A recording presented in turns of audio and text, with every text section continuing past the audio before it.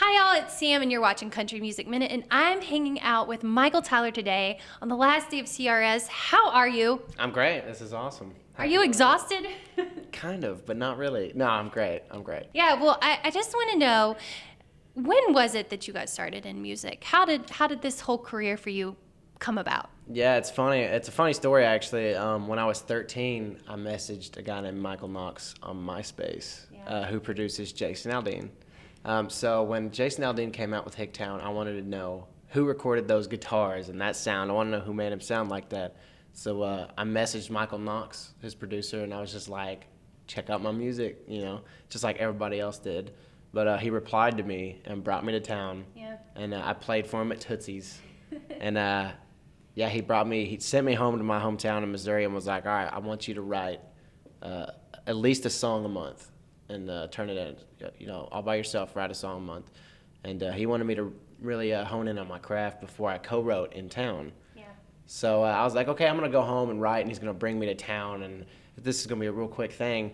Well, 3 years later, he finally brought me to town to start co-writing and stuff. And one of the first guys I met was Jaron Boyer, who we transitioned into writing Somewhere on a Beach together, Dierks Bentley. And Knox has been a big part of that. Yeah, well, I mean, that must have taken some guts to reach out to him. And then now here you are in Nashville. What sort of challenges have you faced being a new artist here in town?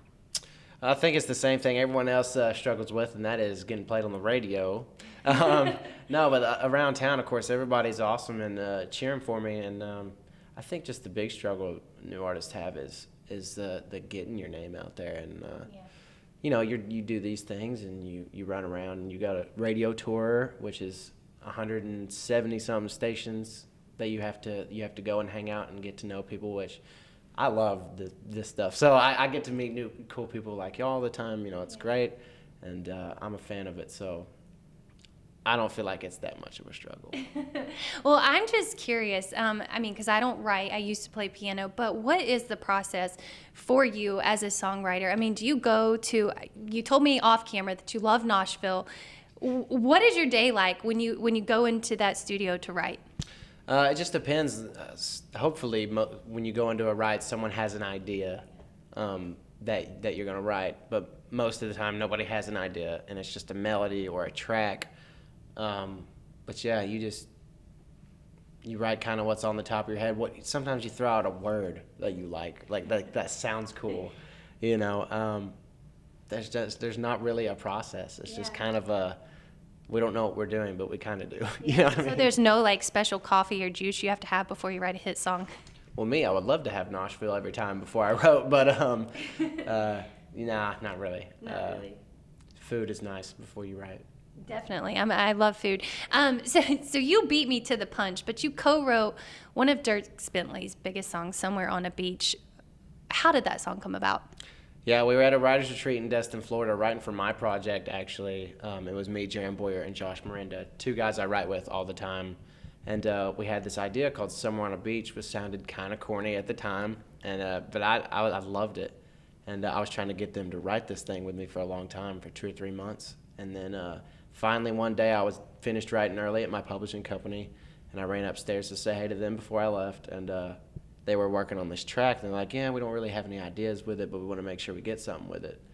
And I was like, well, let me hear it, So they played it to me, and it was the Somewhere on a Beach track. And I was just like, I knew that was a hit when I heard it. And I was like, why don't we write Somewhere on a Beach to it? Yeah. And they're like, well, what are you thinking? I'm like, roll the track. So they played it, and I come up with the bet you think I'm sitting at home? Nah. And they're like, all right, come in and shut the door.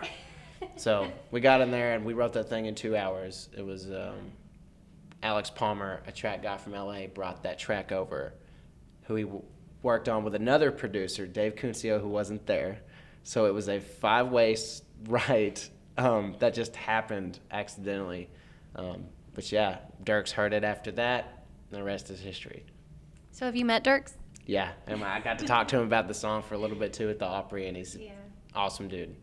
Man, it's so cool to actually hear the story behind how a song, takes its path. And, you said you wrote that song in 2 hours. Your new album that's coming out March 17th, I kind of want to transition into that. The songs that you picked for that, we were kind of talking off camera. You had like 50, you've narrowed it down to 30, 20. Like, how do you choose what goes on your album? It's tough. Yeah, you just gotta, you gotta listen to the songs. Like I said, we had 40 or 50 songs, then we had to narrow it down to 30, then 20, then 11. You had to pick 11 songs out of, those ones. And I think it's not as hard as you think sometimes because, the good ones do stand out. And I had people like Michael Knox, who was a massive song plugger in town for a long time, help me. So I have a secret weapon. So, yeah. Sounds like you got a lot of secret weapons. The new single, They Can't See, what is this song about?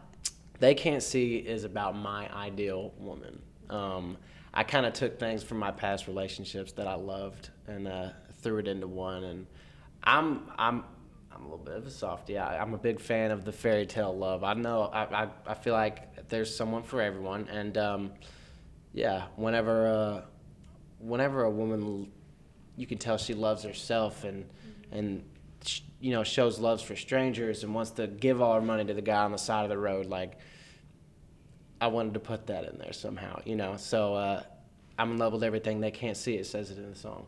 What's next for you this year? This year, I'm touring with Low Cash right now on the Ones to Watch tour. Once the album comes out, which I'm so excited about, hopefully everybody starts digging it. And we're going to play some festivals this summer, and there's some things being talked about in the fall. And I can't exactly talk about, but it's going to be cool. It's going to be cool. Yeah, and I'm just looking forward to touring around the album and promoting these singles on the radio. Very cool. Michael Tyler here at CRS. Make sure you guys check out his debut album on March 17th.